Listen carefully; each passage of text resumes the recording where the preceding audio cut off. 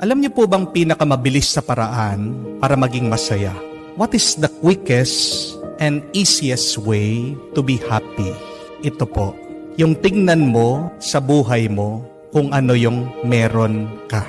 To see and appreciate what you have. That is the quickest and easiest way to be happy.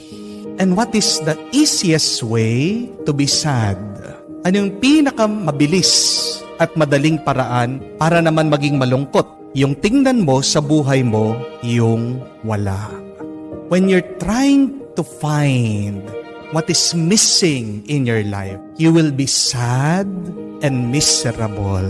Ang kasabihan, happiness is not having everything, but happiness is being thankful for everything in your life.